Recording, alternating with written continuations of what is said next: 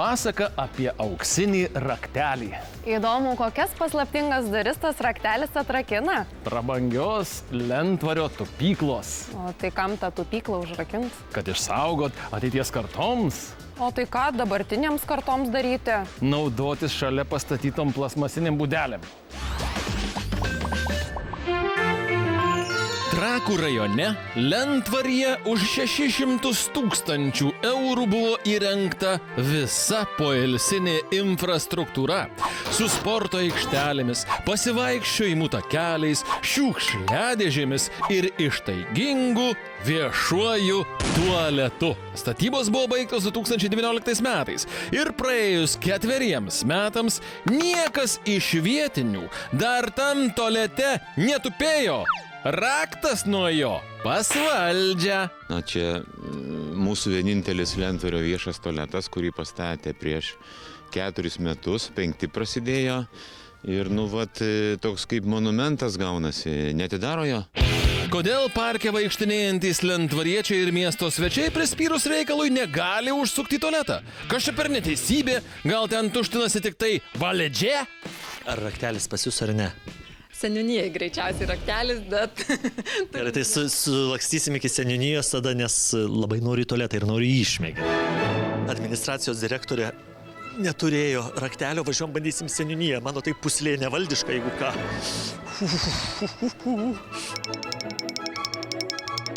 Jūs į tualetą norit?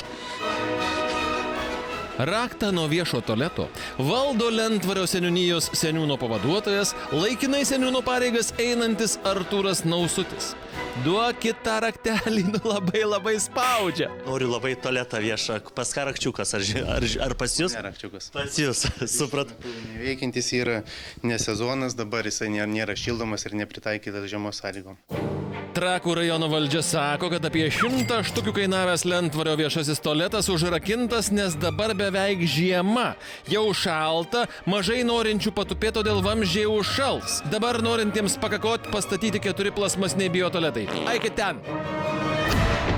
Šioje laisvalaikio zonoje esame, turbūt galėčiau sakyti, pilnai užsidengę tualetų poreikį biotualetais.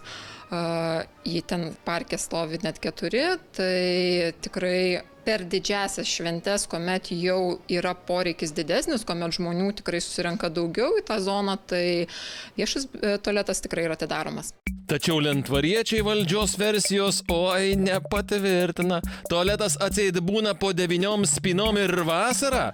Valdžia tik dabar atvažiavus kakadu pakabino raštelį, kuriame parašyta, kad WC uždarytas iki vasaros. Prieš porą dienų pakabino jau savivaldybė tokį lapelį, kuriame parašyta, kaip mes skaitėme, kad ten darbas yra tik tai šiltuoju sezono metu.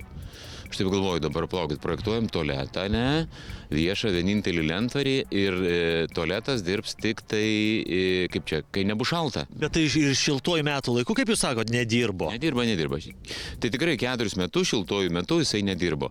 Yra ir dar viena problema. Tualetas naujas, prabangus, o seniūnija neranda darbuotojo, kuris išvietę prižiūrėtų.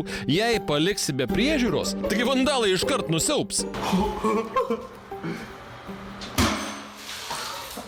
Iš pradžių nebuvo to prižiūrėtojo, labai sunku surasti ten keliam mėnesiam iš tikrųjų ir paskui buvom atidarę kelis kartus naudojimui, tai tikrai buvo ir čiaupai sulaužyti, ir kranai tie vadinami, sienos įpipaičytos, aišku, tai atidarom, kai yra tas didelis žmonių antplūdis. Valdžia žada, kad tualetas ateinančią vasarą jau tikrai dirbs.